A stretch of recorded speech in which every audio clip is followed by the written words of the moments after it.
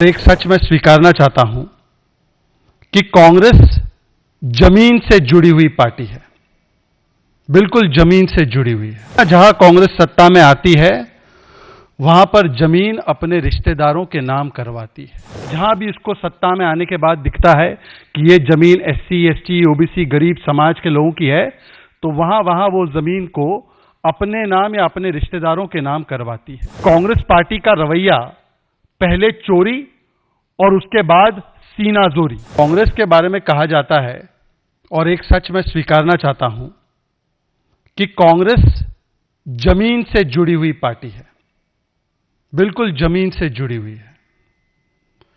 जहां जहां कांग्रेस सत्ता में आती है वहां पर जमीन अपने रिश्तेदारों के नाम करवाती है। यह जमीन से जुड़ी हुई पार्टी है। जहां भी उसको सत्ता में आने के बाद दिखता है कि ये जमीन एससी, एसटी, ओबीसी, गरीब समाज के लोगों की है, तो वहां वहां वो जमीन को अपने नाम या अपने रिश्तेदारों के नाम करवाती है। नेशनल हेराल्ड, हरियाणा में दामाद, कर्नाटका में बीवी, ये सभी को बेनिफिशियरी बनाती है और इसीलिए कांग्रेस जमीन से जुड़ी हुई पार्टी कहलाती है। कांग्रेस का तो काम ही यह है कि सत्ता में आकर लूट मचाना। मित्रों, जो हजारों करोड़ों का लूट कर्नाटका में मचाया गया है मूडा स्कैम के नाम पर, thousands of crores that have been usurped in the name of Muda scam in Karnataka. After that, the Congress party has done what is expected from any certified लुटेरा। हजारों करोड़ों की जमीन मूडा स्कैम में लूटने के बाद जो एक पेशेवर चोर करता है, उसी प्रकार का रवैया आज कांग्रेस पार्टी कर्नाटका में दिखा रही है। मतलब कि कानून से अपने आप को बचाने के लिए, to evade the long hands of the law, CBI के जनरल कंसेंट को ही विड्रॉ कर देना। कांग्रेस पार्टी आज एक लुटेरा चोर, एक प्रोफेशनल चोर, एक प्रोफेशनली करप्ट पार्टी की तरफ पेश आ रही है। मतलब पहले भ्रष्टाचार करती है और फिर भ्रष्टाचार की जब जांच की आंच उसके पास पहुंचने लगती है, तो जैसे एक चोर अपने आप को पुलिस से बचाता है, सीबीआई से बचाता है, एजेंसी से बचाता है, वैसे कांग्रेस पार्टी अपने आप को सीबीआई से बचाने के लिए अब सीबीआई के पास से जो जनरल कंसेंट होता है वही कर्नाटका से विड्रॉ करने का काम उसने किया है। और इसीलिए यह कहना अतिशयोक्ति नहीं होगा कि कांग्रेस पार्टी का रवैया पहले चोरी और उसके बाद सीनाजोरी। First you earn and after that you are brazen about it. यही एटीट्यूड और अप्रोच बन चुका है कांग्रेस पार्टी का कर्नाटका में भी और पूरे देश में भी करप्शन के प्रति। और यही एटीट्यूड और अप्रोच है सीएम सिद्धरामैया का भी, जब से मूडा स्कैम में उनकी जो कल्यूजन और संलिप्तता है वो पाई गई है। तो अगर मैं इसको समअप करूं, अगर मैं इसको बोलूं, तो यह कहना गलत नहीं होगा कि कांग्रेस का मोटो बन चुका है कि पहले करूंगा भ्रष्टाचार, कोर्ट का आदेश आए, हाई कोर्ट का आदेश आए, स्पेशल कोर्ट का आदेश आए, तो मैं निकालूंगा विक्टिमहुड कार्ड। मैं किसी भी तरीके से एजेंसीज का करूंगा विरोध और नहीं आने दूंगा उनको अंदर, क्योंकि मुझे लगता है कि लूट है मेरा जनसिद्ध अधिकार। यही कांग्रेस पार्टी कर रही है। कांग्रेस को लगता है कि उसके पास जमीन लूटने का जनसिद्ध अधिकार है, और अगर जांच शुरू होती है, हाईकोर्ट आदेश देता है, तो कांग्रेस पार्टी एक लुटेरा चोर पार्टी, एक प्रोफेशनल चोर की तरह, एक पेशेवर चोर की तरह, जैसे चोर पुलिस से भागता है, वैसे कांग्रेस पार्टी सीबीआई का जनरल कंसेंट कर्नाटका में विड्रॉ कर देती है, ताकि सीबीआई आ ही ना सके और उस पर जांच कर ही ना सके। मित्रों, इस मंच से, from this platform, we have discussed in detail about the Muda scam, its modalities, how this 5,000 crore scam was orchestrated. पर मैं आपको शॉर्ट में बताना चाहता हूं कि पिछले कुछ दिनों में हुआ क्या है। पिछले कुछ दिनों में, in the last few days, Karnataka के चीफ मिनिस्टर पर 3 स्ट्राइक आए हैं। आपको पता होगा आजकल की डिजिटल एज में स्ट्राइक लगता है। स्ट्राइक 1 था कि गवर्नर ने सैंक्शन दिया, अप्रूवल दिया कि ये जो मामला है प्रथम दृष्टया 5,000 करोड़ के घोटाले का मामला है, SC ST OBC समाज के जमीन को लूटने का मामला है, इसमें इन्वेस्टिगेशन होना चाहिए। स्ट्राइक 1। स्ट्राइक 2 था हाईकोर्ट का, वो कर्नाटका हाईकोर्ट का आदेश, the order of the Karnataka high court वो strike 2 against chief minister Siddaramaiah, जिसमें वो पूर्ण तरीके से इंडाइट हो गए। And then the third strike was the strike by the special court, which directed that a FIR be registered against the chief minister under various sections of IPC and POCA. अब 3 strike आने के बाद, when there are 3 strikes of corruption against you, when there are 3 undeniable important pieces of evidence against you, अपना इस्तीफा देने के बदले, instead of resigning, Karnataka CM and Congress party exhibited 3 traits। 3 strike आए तो कांग्रेस पार्टी ने 3 तरीके के लक्षण दिखाए। पहले, SC समाज से आने वाले हमारे बहुत ही विवेकशील देश के कर्मठ व्यक्तियों में से एक थावरचंद गहलोत जी के विवेक पर सवाल उठाया गया। The Congress party immediately started resorting to abusing the governor। मैं गवर्नर को कभी भी SC ST OBC इस प्रकार से नहीं दिखता, गवर्नर एक संवैधानिक पद है, पर क्योंकि मिस इंडिया की भी जाति खोजने का काम कुछ लोग करते हैं, तो जो व्यक्ति SC समाज से आते हैं, ऐसे गवर्नर को अब्यूज करना, उसको इंसल्ट करना, और एक इवान डिसूजा नाम का एक कर्नाटका कांग्रेस का नेता, वो तो बोलता है कि मैं इनको मार दूंगा, इस प्रकार की धमकी देता है। यह किया गया एक गवर्नर के खिलाफ, और क्या निकला हाईकोर्ट के द्वारा? हाईकोर्ट ने गवर्नर को विंडिकेट करते हुए कहा कि the governor has taken the absolutely correct decision to ensure that there is approval of sanction for investigation against the chief minister. मैं पढ़कर बताना चाहता हूं कि हाईकोर्ट ने और क्या क्या कहा, क्योंकि यह हाईकोर्ट ने न केवल कांग्रेस को पहली स्ट्राइक लगाई, परंतु उन्होंने गवर्नर को भी विंडिकेट किया। उन्होंने कहा, पैरा 53 में मैं पढ़ रहा हूं हाईकोर्ट का order, that for the reason that if the petitioner was not in the seat of power, अगर चीफ मिनिस्टर नहीं होते, मुख्यमंत्री नहीं होते सिद्धरमैया, वो हेल्म ऑफ अफेयर्स पे नहीं होते, तो इस प्रकार का बेनिफिट उनके फैमिली को नहीं मिलता। फिर उसके आगे कहते हैं high court, merely because the wife of the petitioner has indulged in these acts, legal or illegal, the petitioner cannot be said to be completely ignorant of what is happening in the life of his wife, and therefore it prima facie depicts stretching of the arms of undue influence, note the words, undue influence, and portrays abuse of power of the seat of the chief minister or any other petitioner, post held by the petitioner। मतलब सीधे सीधे कहा जा रहा है that the chief minister abused the power and misused his influence। फिर high court कहता है, the petitioner CM is undoubtedly behind the smoke screen of every benefit that has flown to the wife of the petitioner। The benefit is to the family prima facie due to the power of the petitioner। साफ साफ high court ने कहा कि because the chief minister is in position of power, वो क्योंकि सत्ता की गद्दी पर बैठे हैं, आसीन हैं, इसीलिए इतना बड़ा मुनाफा उनके परिवार और परिवारजनों को मिला है। Not a single instance is shown, आगे हाईकोर्ट कहता है, where a person who has relinquished land in Kesaragram has been granted compensatory land in upscale area of Mysore city. मतलब कि यह फायदा भी जो पहुंचाया गया है केवल अपने परिवारजनों को। कांग्रेस जमीन से जुड़ी हुई पार्टी है और जमीन का फायदा केवल अपने दामाद और बीवी को पहुंचाती है, दामाद बीवी को ही लाभ पहुंचाती है। इसीलिए यहां पर भी कहा गया है कि किसी SC समाज के व्यक्ति को, किसी गरीब व्यक्ति को इसका फायदा नहीं मिला, केवल जो सिद्धरमैया जी की धर्मपत्नी है, परिवारजन है, उनको फायदा मिला। और आखिरी में हाईकोर्ट कहता है, finally the high court says, how and why the rule was bent in the favor of the family of the chief minister is required to be investigated। If this does not require investigation, I fail to understand what else can merit investigation। ये आने के बाद Congress party का response होता है कि governor के विवेक पर आज भी वो सवाल खड़े कर रहे हैं।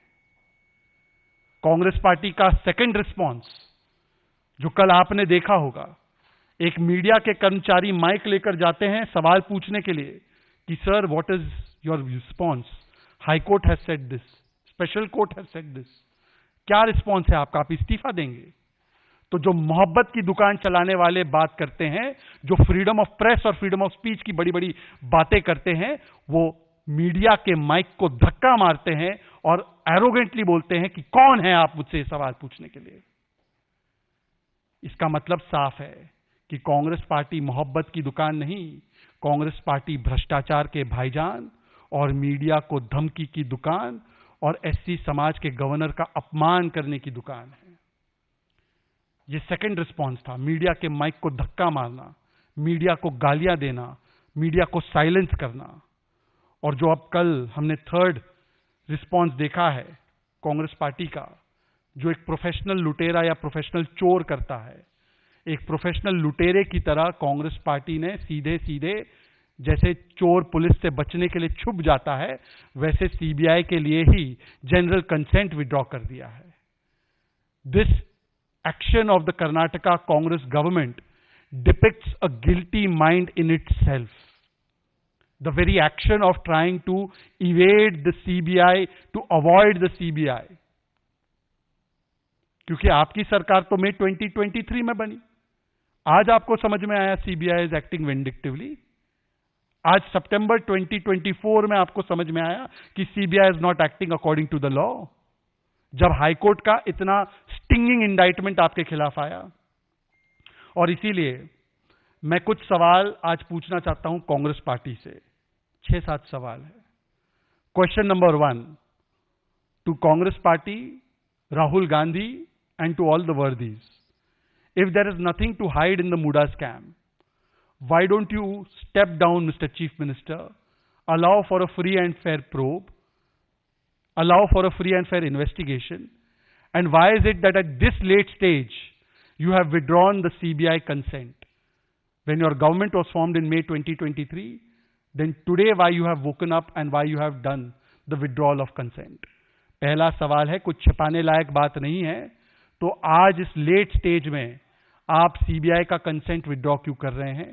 और फ्री एंड फेयर प्रोब हो जाए, इसमें इतने सारे इंडाइटमेंट्स आने के बाद कम से कम क्या कोई भी नैतिक कानूनी अधिकार बनता है कि चीफ मिनिस्टर अपने पद पर बने रहे? सेकंड क्वेश्चन, क्या ये संयोग है या सोचा समझा प्रयोग है कि इतने सारे ऑर्डर्स और ऑब्जर्वेशंस और इंडाइटमेंट आने के बाद कोर्ट के द्वारा आपने अपनी चोरी को छिपाने के लिए सीबीआई को ब्लॉक किया है? Isn't it not true that after the overwhelming evidence that has been heaped upon you by the agencies and by the courts, now you have blocked the CBI so that you can evade the action on your acts of corruption? एक उदाहरण यह भी है कि जब मोदी जी स्वयं CM थे तो उन पे ना जाने कितने सारे केसेस, कितने सारी एजेंसीज अनलीश कर दी गई थी, पर कभी भी गुजरात सरकार ने उस समय की या मोदी जी ने इस प्रकार का रवैया नहीं अपनाया था।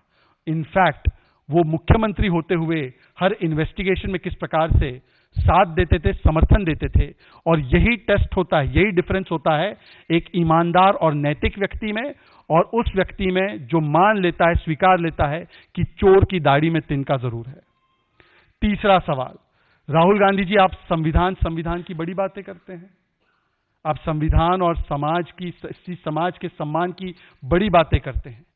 क्या गवर्नर को, खास करके थावरचंद गहलोत जैसे एक अति वरिष्ठ गवर्नर को जिस प्रकार से गालियां और धमकी दी गई, इसके ऊपर कांग्रेस पार्टी का क्या स्टैंड है और कांग्रेस पार्टी ने क्या कार्रवाइयां की?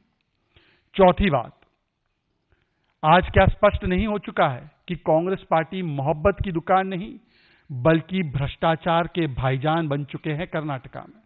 क्योंकि कर्नाटका में केवल ये Muda स्कैम नहीं, अब तो Muda स्कैम 5000% कंफर्म हो चुका है। पर Muda स्कैम के अलावा वाल्मीकि स्कैम में भी एसटी समाज का पैसा लूटा गया, लैम्बोर्गिनी गाड़ी खरीदी गई, शराब खरीदी गई, चुनाव में वो पैसा इस्तेमाल किया गया, एक व्यक्ति की आत्महत्या भी हुई, मंत्री का नाम भी सामने आया। और बेशर्मी से कांग्रेस पार्टी कहती है स्कैम तो हुआ है जी, पर 180 करोड़ का नहीं हुआ है, केवल 90 करोड़ का स्कैम है। यह भी उन्होंने सर्टिफाई किया है कि यह स्कैम हुआ है। फिर उसके बाद ट्रांसफर पोस्टिंग घोटाला, चावल घोटाला और जो जमीन से जुड़ी हुई पार्टी, कहने का मेरा तात्पर्य यह था कि न केवल गांधी परिवार का नेशनल हेरिटेज घोटाला, बल्कि खड़गे परिवार के ट्रस्ट में भी जिस प्रकार से एरोस्पेस पार्क की जमीन आई, उसमें भी बहुत बड़ा प्रथम दृष्टया घोटाला सामने नजर आ रहा है। क्योंकि एक SC ST समाज के व्यक्ति को जो स्टार्टअप के लिए जमीन मिलनी चाहिए थी, वो कॉन्फ्लिक्ट ऑफ इंटरेस्ट और अब्यूज ऑफ पावर करके एक फैमिली रन ट्रस्ट को मिल जाती है। तो कांग्रेस पार्टी मोहब्बत की दुकान नहीं है, ये भ्रष्टाचार के भाईजान बन चुके हैं। और क्या सीएम को किसी भी रूप से कंटिन्यू करने का अधिकार अब इसके बाद मिलता है? और आखिरी सवाल, ये सीबीआई ईडी का रट लगाना बंद कीजिए राहुल गांधी जी और कांग्रेस पार्टी। ये वही राहुल गांधी है, जब उनको सूट करता है तो वो कहते हैं विजयन जी के पास चली जाए ईडी, विजयन जी के पास चली जाए सीबीआई। जब उनको सूट करता है तो शराब घोटाले में लिकर स्कैम की कंप्लेंट लेकर ये लोग सीबीआई ईडी के दरवाजे पहुंच जाते हैं और कार्रवाई होती है तो दिल्ली कांग्रेस पूरे जगह पर पोस्टर लगाती है, केजरीवाल चोर है, केजरीवाल चोर है। और जब सूट नहीं होता है तो ये पार्टियां सीबीआई ईडी के खिलाफ मोर्चा खोल देती है। आज सवाल सीबीआई ईडी का नहीं है, आज सवाल सिर्फ इतना है कि Rahul Gandhi, do you consent to the insult of the governor? Do you consent to such corruption that has taken place, which is of 5,000 crores? And if you do not consent, then without any delay, Mr. Siddaramaiah must resign. He must step down for a free and fair pro. धन्यवाद आपका। अब इससे जुड़े हुए कोई भी सवाल होंगे या और कोई विषय होंगे तो आप प्लीज पूछ सकते हैं।